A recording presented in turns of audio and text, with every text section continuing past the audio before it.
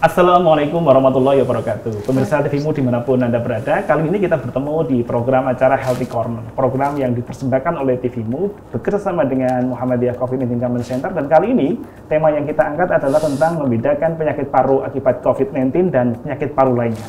Dan telah hadir bersama dengan kita dua narasumber yang nanti kita ajak ngobrol, bincang bersama, membahas mengenai bedanya penyakit paru akibat COVID-19 dan juga penyakit paru lainnya. Bersyukur di kali ini Dr. Arbrise Saptati Fornia, spesialis paru atau akrab dipanggil dengan Dr. Poppy sudah hadir. Assalamualaikum Dr. Poppy. Waalaikumsalam warahmatullahi wabarakatuh Mas Budi. Saya betul ya menyebutnya Dr. Poppy itu? Betul, Poppy aja panggilannya. Iya, namanya panjang. Iya, namanya cukup panjang. Iya, baik. Terima kasih Bu Poppy sudah hadir. Iya. Dan narasumber kita yang kedua adalah Bapak Rubianto Eskeplos. Beliau adalah perawat ruang isolasi khusus COVID-19 di Bangsal Mina Rumah Sakit TKU Muhammadiyah di Gamping, Yogyakarta. Assalamualaikum Mas Ruby. Waalaikumsalam warahmatullahi Mas Budi. Sehat Mas Ruby. Alhamdulillah. Ya, karena Mas Ruby ini memang keseharian di bangsal isolasi ya. Dan hari ini juga diisolasi di studio TVmu. Baik, terima kasih Mas Ruby dan Bu Poppy, Dr. Poppy. Jadi tema kita adalah tentang bedanya penyakit COVID ini, penyakit paru akibat COVID-19 dan penyakit paru lainnya. Bu Dr. Poppy bisa menjelaskan sebenarnya kalau kita berbicara mengenai penyakit paru, apalagi kemudian kita kaitkan perkembangan COVID-19 di Indonesia sekarang yang saya kira trennya juga belum turun gitu ya. Betul. Belum turun, kemudian cenderung stabil gitu ya, terus begitu ya. Kemudian penyebarannya juga sudah mulai merata di seluruh wilayah Indonesia. Betul. Nah, ini saya kira menjadi kewaspadaan kita bersama untuk lebih tahu mengidentifikasi. Sebelum COVID saya kira para penderita paru juga angkanya juga sudah tinggi ya, Dokter. Betul, betul sekali. Kalau mungkin bisa diceritakan sebenarnya penyakit paru sebelum kejadian pandemik itu gambarnya seperti apa di Indonesia? Ya. Kalau untuk di Indonesia sendiri, Mas Budi, penyakit paru yang paling tinggi ini adalah TBC ya. Nah, TBC itu karena kita Indonesia masih termasuk negara endemis TBC, jadi untuk angka kejadian insidensi penyakit tuberkulosis itu masih sangat tinggi. Sebenarnya bahkan kematian TBC itu sebenarnya lebih tinggi daripada COVID sebenarnya. Per 1 jam itu data dari KNCV, per 1 jam itu ada 11 penderita TB yang bisa meninggal dunia. Di Indonesia? Di Indonesia. Per hari? Di dunia. Oh, per hari. Per hari. Jadi ya sebenarnya cukup mengerikan. Cuman mungkin TBC ini sudah ada dari dulu, jadi Indonesia merupakan endemis, jadi ya sudah kayak dianggap biasa gitu ya? Iya, kayak biasa. Oh, TBC gitu ya. TBC gitu ya. Tapi kan TBC maksudnya obatnya sudah jelas, apa bisa diobati dan sebenarnya bisa sembuh. Itu. Nah, kuncinya kalian di situ ya.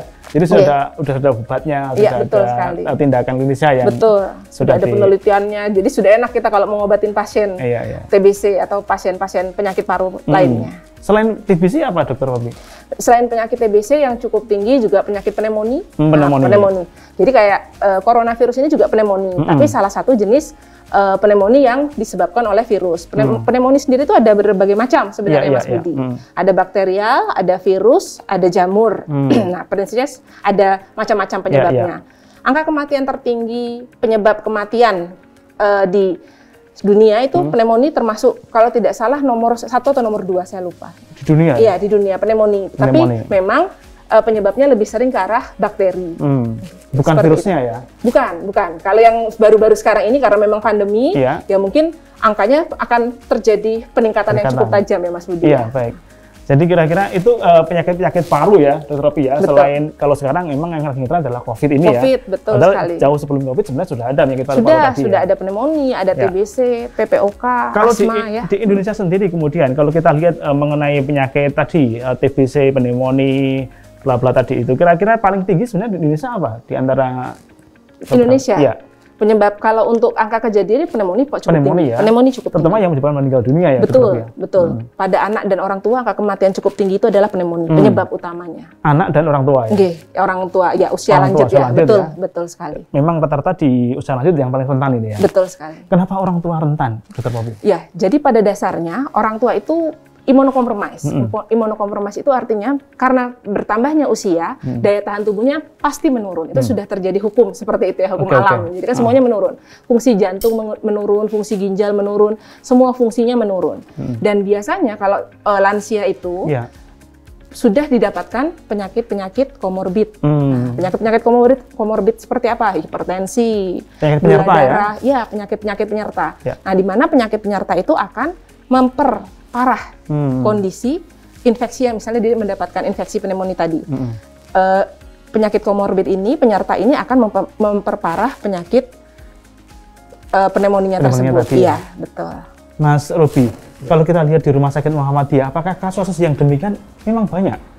Yeah. Kita belum membahas tentang COVID ya, tapi penyakit paru yang tadi disampaikan Dr. Bobi, apakah memang di Rumah Sakit Muhammadiyah cenderung menunjukkan angka yang sangat tinggi ya? Banyak sekali ya, kasus-kasus gangguan pernafasan, itu baik PPOK, TB, asma ya, itu banyak, baik yang dirawat inap maupun dirawat jalan. Kalau di UGD kebanyakan asma itu masuk nanti diinhalasi selesai terus pulang. Tapi kalau sudah parah biasanya harus mondok. Rata-rata kalau yang datang ke rumah sakit sudah dalam kategori yang seperti apa? Rata-rata kalau yang harus mondok itu berat bisa berat ya. Ada masalah khusus nggak sebelum kemudian kalau kita berbicara mengenai COVID-19 ini dengan penyakit paru sebelum COVID ini mungkin agak menggejala di Indonesia? Sebelum ada COVID-19 kita tetap ada ruang isolasi. Yang untuk airborne, ya baik dengan metode kohor. Kohor itu menjadikan satu kasus, jadi beberapa pasien itu dengan kasus yang berbeda, tapi penularannya melewati airborne dengan penularan yang sama itu dijadikan satu. Nah itu istilah dari BPI itu adalah kohor. Ya, jadi di rumah sakit kami ada ruang isolasi kohor. Ya. Dijadikan satu, jadi begitu. Dan itu sebenarnya sudah ada ya, sudah ada. Ruang-ruang isolasi itu sebenarnya sudah diselenggarakan rumah sakit jauh sebelum COVID-19 ini cukup sudah kita siapkan sudah kita siapkan untuk ruang isolasi. Dan Rumah Sakit Muhammadiyah ini saya kira juga demikian ya. Karena kasus TB, kasus paru yang ini kan sudah juga cukup betul. Banyak. Karena kan memang yang infeksius sama non infeksius kan tidak boleh digabung, Pak Mas Budi. Jadi kalau di Rumah Sakit PKU ada bangsal-bangsal isolasi. Ada bangsal khusus ya. Dengan standar tentu yang standar isolasi ya. Standar isolasi ya. Baik, Dr. Robi, kita mulai ke COVID-19. Baik. Nah, kira-kira menurut Dr. Robi, sebenarnya corona atau virus COVID-19 ini apakah dia memang menyerang saluran pernafasan atau seperti apa gambarannya? Boleh saya cerita sedikit ya Mas Budi ya? Jadi corona ini dia tuh tidak bisa hidup kalau tidak ada hostnya. Tidak akan berkembang dia. Jadi kalau dia cuma nempel di sini, kayak seperti ini nggak ada hostnya nggak jalan ya? betul sekali. Jadi dia tidak akan pernah bisa berkembang atau tumbuh kalau tidak ada hostnya. Siapa sih hostnya itu? Ya kita ini makhluk hidup ya. Karena kan dia tadinya coronavirus itu terdapat di hewan. Makanya dia dibilang termasuk salah satu penyakit zoonosis yang bisa ditularkan dari hewan ke manusia. Nah, coronavirus ini dia kenapa kok bisa melekat pada makhluk hidup ya? Intinya gitu. Bahwa si virus corona ini dia punya protein S. Protein S itu nanti dia akan mencari inang istilahnya ya. Akan mencari host manusia. Di sini saya berbicara manusianya ya. Nah, di mana nanti protein S ini akan menempel pada reseptor yang ada di mukosa kita.